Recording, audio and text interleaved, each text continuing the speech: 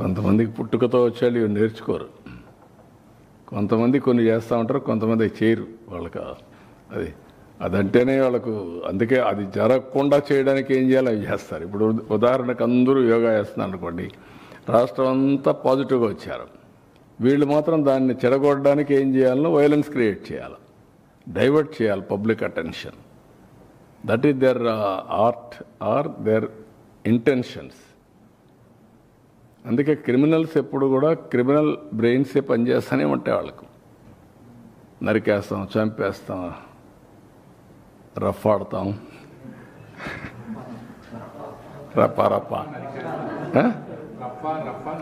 రఫా నరికేస్తాం.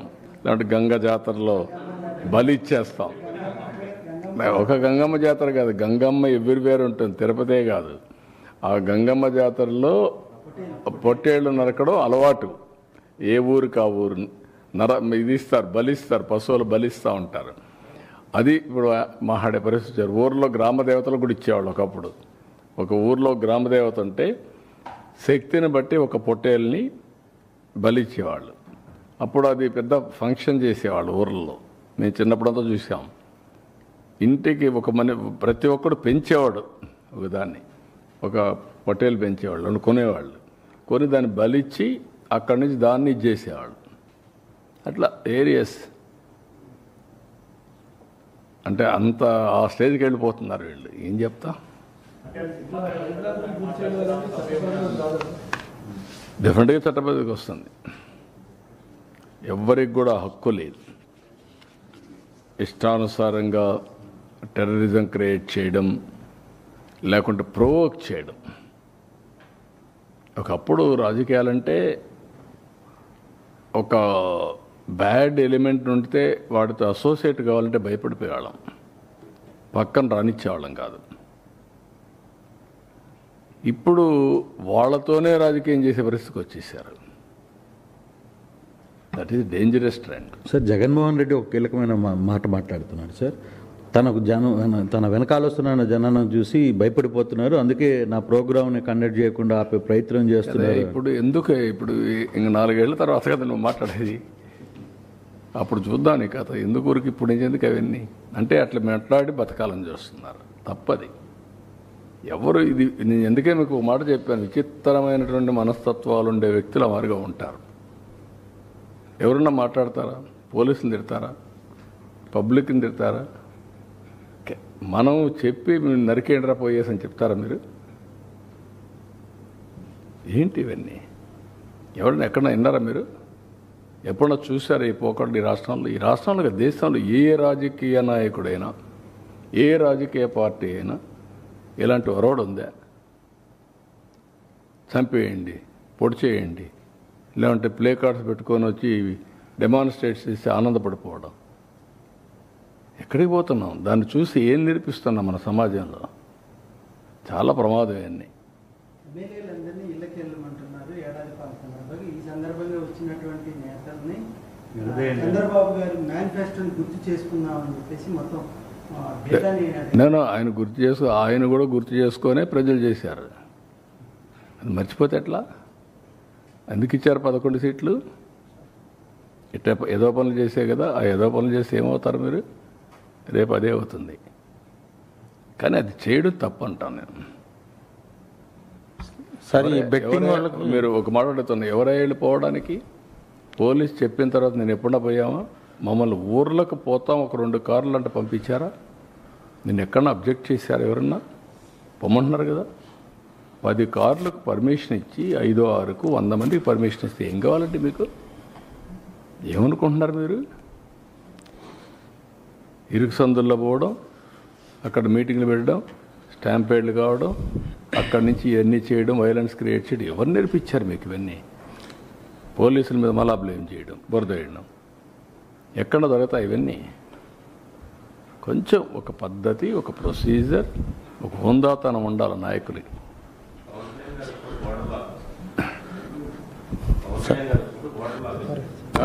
Sir, అరెస్టులు కూడా విషయం సార్, అరెస్టులు బెట్టింగ్ వాళ్ళకి సీరియస్గా జగన్మోహన్ రెడ్డి ఒక మాట చెప్తున్నారు, ఉద్దేశపూర్వకంగానే కొంతమందిని పేర్లు సెలెక్ట్ చేసుకుని అరెస్ట్ చేస్తున్నారు అనేది జగన్మోహన్ రెడ్డి ఉద్దేశపూర్వకంగా గారు ఎందుకు చేస్తారండి? చట్టం దాని ప్రకారం అది పనిచేస్తుంది. ఉద్దేశపూర్వకంగా ఎందుకు చేస్తారు? ఎందుకు చేయాలి? సార్ మీకు అందరికీ తెలియదా శాండ్ ఏం జరిగిందో? తెలియదా మీకు లిక్కర్లో ఏం జరిగిందని? కొత్త అది. అంటే మేము ఏం చేసినా రాజకీయాల్లో ఉన్నాం కాబట్టి ఎవరు దీనిపైన యాక్షన్ తీసుకోవడం ఎటు కుదురుతాయి? కాబట్టి ఇది ఒక పద్ధతి ఉంటుంది, ఏదైనా ఒక జవాబుదారితనం ఉంటుంది. సార్ ఈ బెట్టింగ్ వాళ్ళకి విగ్రహాలు పెట్టడం ఎలా చూడొచ్చు సార్? బెట్టింగ్ వాళ్ళకి విగ్రహాలు పెడుతున్నారు. గంజాయి బ్యాచ్కి, బెట్టింగ్ బ్యాచ్కి, రౌడీలకి, హత్యలు చేసే వాళ్ళకి, అత్యాచారాలు చేసే వాళ్ళకి విగ్రహాలు పెడతారు. అందుకే మీరు ఒకసారి చరిత్రలో కూడా మీరు చూస్తే రాజకీయాలు మారిన తర్వాత ఇప్పుడు కొత్త బ్యాచ్ కొత్త విధానాలు తీసుకొస్తున్నారు. వాళ్లే హీరోస్గా, ఇటు రౌడీజం చేసేవాళ్ళు హీరోలు, ఊర్లో భయభ్రాంతులు చేసేవాళ్ళు హీరోలు, లా అండ్ ఆర్డర్ మెయింటైన్ చేసేవాళ్ళు చేతకాని వాళ్ళు అనే పరిస్థితి తీసుకొస్తున్నారు.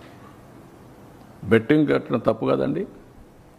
గంజాయి రాష్ట్రంలో ఎట్టుందండి ఒకప్పుడు? ఇప్పుడు కంట్రోల్ అయిందా లేదా? ఇంకా పూర్తిగా అయిందని నేను చెప్పను. నేను అప్పుడు ఎలక్షన్ అప్పుడు కూడా చెప్పాను, గంజాయి అనేది అడిక్షన్. ఒకసారి అడిక్షన్ అయినాక వాడు మానలేడు, ఆ పరిస్థితిలో ఉంటారు. బట్ ఎక్కడ ప్రొడక్షన్ లేకుండా చేస్తున్నాం, మక్కిలిరగొట్టేస్తామని చెప్తాను, ఈగలు పెట్టాం. ఇంకా చేయాల్సిన చాలా ఉంది. గంజాయి కానీ అది మన డ్రగ్స్ కానీ ఇప్పుడు ఏంటంటే ఎక్కడన్నా పోతే ఎంత బాధేస్తుందంటే 3 ఏళ్ళ అమ్మాయి పైన రేప్ చేస్తారా? అరే హ్యూమన్ బీయింగ్, నీ మైండ్ అంత ఖరాబ్ అయినాక నీ మైండ్ ఎట్ట బాగు చేస్తామండి? నేను అడుగుతున్నా. ఒక మనిషి యొక్క మైండ్ ఇంత ఖరాబ్ అయిపోతే, వాడు ఉన్మాది మార్గ తయారైపోతే, ఈ ఉన్మాదులతో సమాజానికి ఎవరికి రక్షణ? మీ పిల్లలకు రక్షణ? లేదంటే మీ ఇంట్లో మీ మిస్సెస్ రక్షణ ఉంటుందా? ఆడబిడ్డ బయట వస్తుందా? ఎక్కడికి పోతున్నా? ఇవి కంట్రోల్ చేయాల్సిన మెకానిజం రాజకీయ నాయకులు ఇష్టానుసారంగా సపోర్ట్ చేయడమా? అంటే ఏమనుకుంటున్నారు? ఏం చేసినా జరిగిపోతుంది అనుకుంటే ఎట్లా అవుతుందండి? నాకేం కోపంతోనూ తీవ్రవాదుల పైన పోరాడానా? కోపంతో ఫ్యాక్షన్ రాజకీయాల పైన పోరాడానా? నా కోపంతో లేకపోతే కమ్యూనల్ వైలెన్స్ పైన పోరాడానా? రౌడీల పైన పోరాడానా? ఆ రోజు వాళ్ళు సెపరేట్, రాజకీయ ముసుగులో ఉండే కమ్యూనల్ ఎలిమెంట్స్ని కూడా హ్యాండిల్ చేశాం. తీవ్రవాదులు కూడా కొంతమంది సపోర్ట్ చేస్తే వాళ్ళని ఐసోలేట్ చేసి, ఎడ్యుకేట్ చేసి ఫైట్ చేశాం. ఒకసారి ఆ సమస్య వచ్చిన తర్వాత అది కూడా కొంత ఐడియాలజికల్ అంటే కాదు, మీకు సాధ్యం కాదని నేను ఆ రోజు చెప్పాను. ఇది సాధ్యం కాదని చెప్పాను నేను. ఇది రాజకీయ, ఆర్థిక, సామాజిక సమస్య. దీన్ని మీరు ఒకేదానికి ఇది తుపాకీతో మేము మొత్తం మార్చేస్తామంటే కుదరదని నా థీరీ. నేను ఫస్ట్ నుంచి అది చెప్తున్నా. రౌడీజం చేస్తే ఏమవుతుంది తెలుసా? మీ ఊర్లలో ప్రజలందరూ గుర్తుపెట్టుకోవాల్సిన అవసరం ఉంది ఈ విషయంలో. ఒక ఊర్లో ఒక మంచివాడు ఉంటాడు. మంచివాడు ఊరంతా సపోర్ట్ చేస్తారు. ఒకడు రేప్ చేసో, మర్డర్ చేసో, లేదంటే ఇంకొక తప్పుడు పని చేసి జైలుకి పోయి వస్తాడు. వాడు బస్తీ మీద సవాలంటాడు. పెద్ద మనిషి సరెండర్ అయిపోతాడు. నాకెందుకు వచ్చింది వాడితోని? ఊరంతా సరెండర్ అయిపోతారు. ఇదేనా పద్ధతి? అంటే ఎక్కడికి తీసుకుపోతాం ఈ సమాజాన్ని?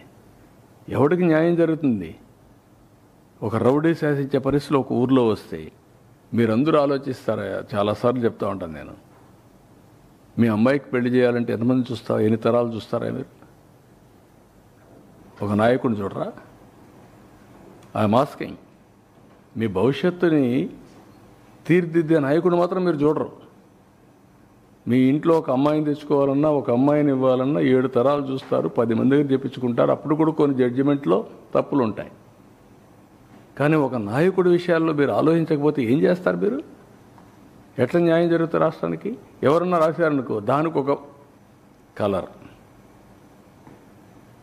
వీళ్ళంతా సమాజానికి వ్యతిరేకం.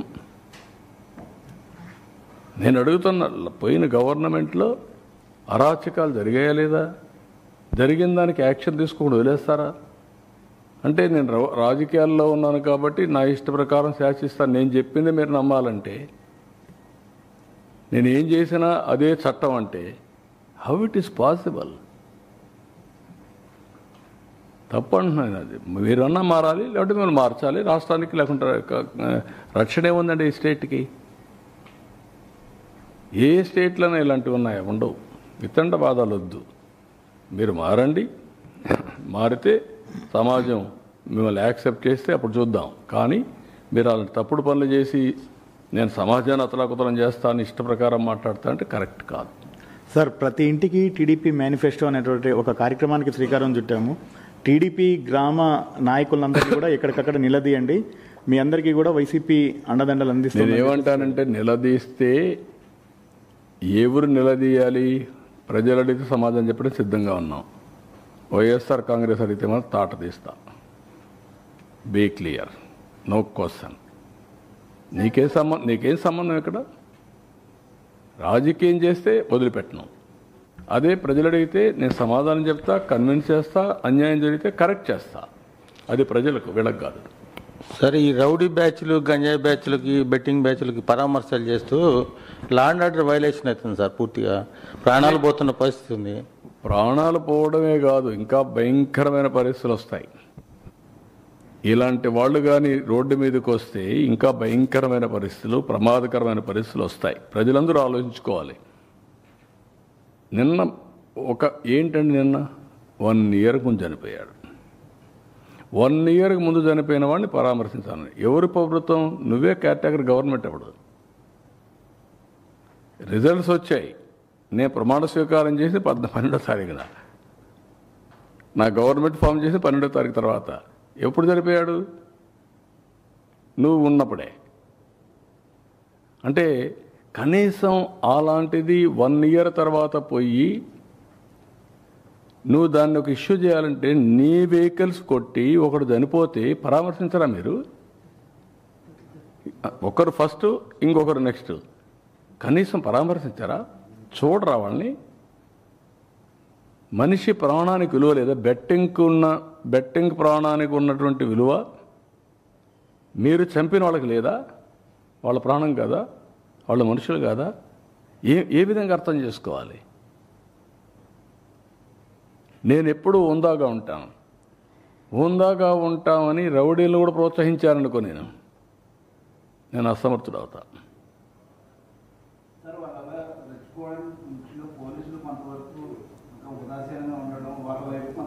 కాదమ్మా, ఇప్పుడు ఏమీ చేయకమునిపై ఏం చేస్తున్నారు?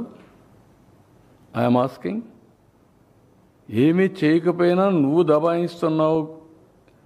ఒక రాజకీయ నాయకుడు నువ్వే లాగేసి నువ్వే పోతూ, నీకు పర్మిషన్ లేదు, నువ్వు ఇవ్వలేదు.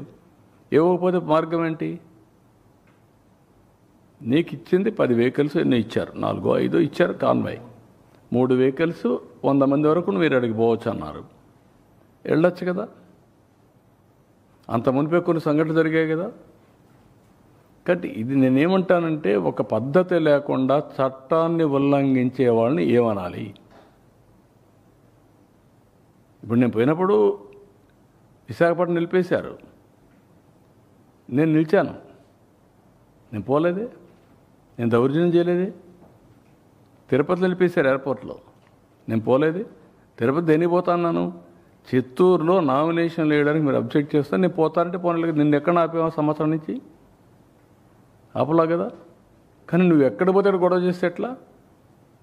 అంటే నువ్వు గొడవ చేసి ఈ ప్రభుత్వం పనికిరాని ప్రభుత్వాన్ని ఎస్టాబ్లిష్ చేస్తావా?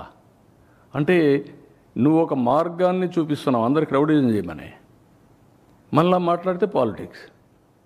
అంటే 40,000 మంది ర్యాలీతో ఉన్నప్పుడు 40 మంది వచ్చి అటు కావాలని అడ్డుకునే ప్రయత్నం చేస్తే ఆ 40,000 మంది రియాక్ట్ అయితే 40 మంది మీద ఏం జరగబోతుంది? ఎందుకు ఇటువంటి కుయుక్తులు చేస్తున్నారు అనేది జగన్ మాట్లాడుతుంది.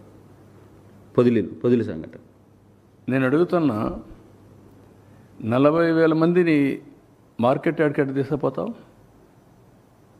ఎందుకు నువ్వు మొబిలైజ్ చేసావని అడుగుతాను. 40,000 మందిని నువ్వే చెప్తున్నావు, నేను 40,000 మంది వచ్చారని. ఎందుకు 40,000 మందిని మొబిలైజ్ చేసావు? ఫస్ట్ ఆన్సర్ దానికి చెప్పు. లా అండ్ ఆర్డర్ క్రియేట్ చేయాలనే కదా. మార్కెట్ యార్డ్లో పొగాకు కొనుగోలు చేసేది ఇక్కడికి 40,000 మందిని పంపిస్తే ఆ పొగాకు ఏమవుతుందండి? రైతు ఏమవుతాడండి? అంటే నువ్వేం చేసినా జరిగిపోవాలన్నా? ఆర్గ్యుమెంట్కి కూడా జస్టిఫికేషన్ ఉండాలా, కనీసం ఇంగిత జ్ఞానం ఉండాలి. నేను ఎప్పుడూ మహాడకూడదు అనుకున్నాను. ఇప్పుడు నేను మహాడకపోతే ఏమవుతుందంటే ప్రజలకు కూడా అర్థం కాదు ఇవన్నీ. I have to educate them. Educate చేయకపోతే ఇవన్నీ కూడా బుల్డోజ్ చేయాలనో, బెదిరించాలనో, బ్లాక్మెయిల్ చేయాలని చేస్తే మాత్రం కరెక్ట్ కాదు ఎవరైనా సరే. Law and order is the top priority for any government, and also law and order is the priority of a civilised society. Civilised సొసైటీలో లా అండ్ ఆర్డర్ కానీ లేకుండా ఏ అమ్మాయినంటే అమ్మాయిని వీళ్ళ ఇష్ట ప్రకారం మొలాస్ట్ చేసి మాట్లాడితే మీకు మొన్న చూశారు నా కాన్స్టిట్యున్సీ, సిగ్గుపడుతున్నా. ఏం చేయాలి ఆ కుటుంబాన్ని?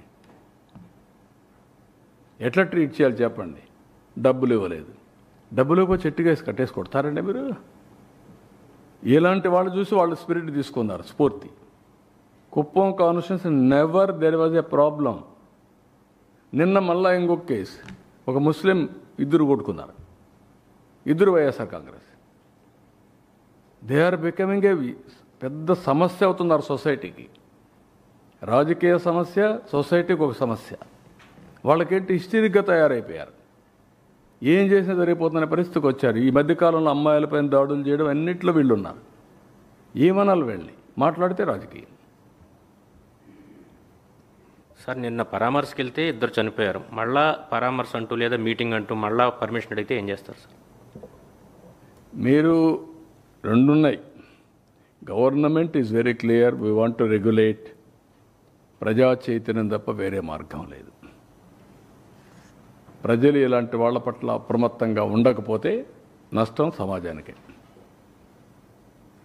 ఎవరికి రక్షణ ఉండదు, ఎవరికి లాభం ఉండదు.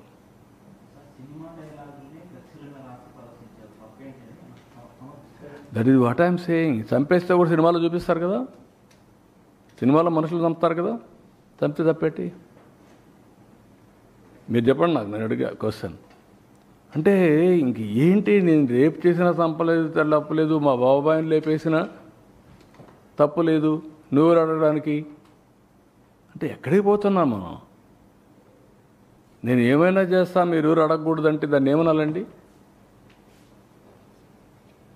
అలాంటి మానసిక స్థితి నుంచి రాష్ట్రాన్ని కాపాడుకోవాల్సిన బాధ్యత మనకు లేదా? దట్ ఈస్ వేర్ రాష్ట్ర ప్రజానీకం ఆలోచించుకోవాలి. నేను ఎక్కువ చెప్పాను అనుకో, మీకు ఓట్లు వేసాం కదా, మీ పని మీరు చేయండి అంటున్నారు. నాకు ఓట్లు వేశారు, నా పని నేను చేస్తున్నా, బట్ చేయనిస్తే కదా ఇవన్నీ. 24 గంటలు ఇదే పని అయితే ఎట్లా అవుతాయి? ఇప్పుడు ఒక గర్వంగా చెప్పుకుంటున్నా, 1 ఇయర్లో 25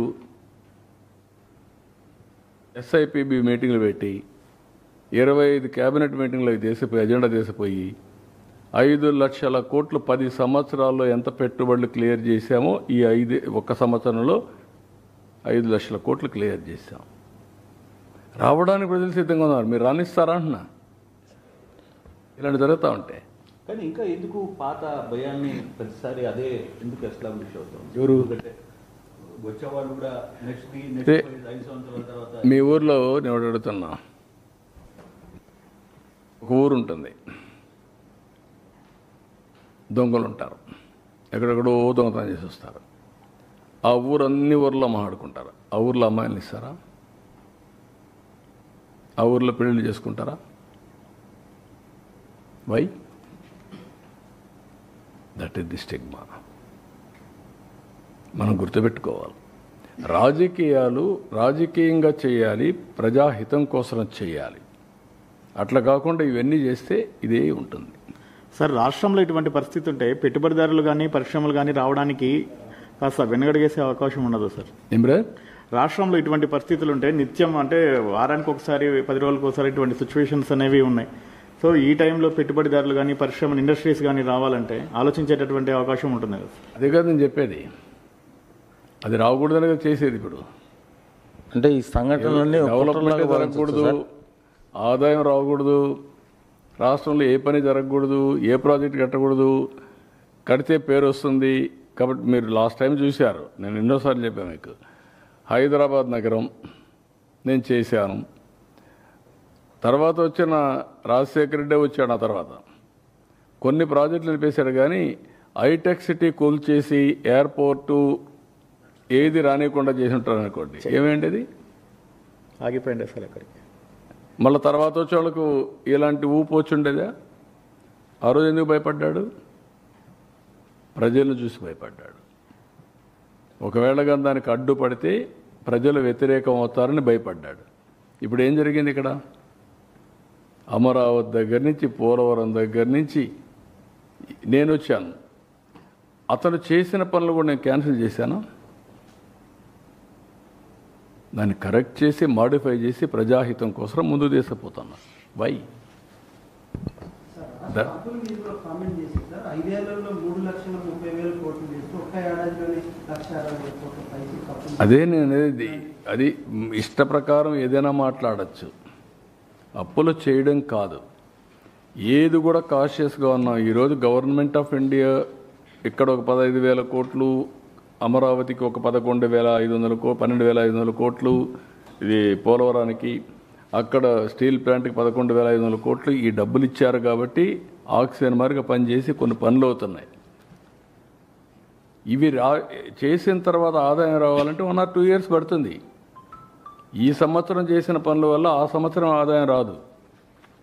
జిఎస్టీపీ పెరుగుతా వస్తే నెక్స్ట్ కొనుగోలు శక్తి పెరిగితే జిఎస్టీ పెరుగుతుంది.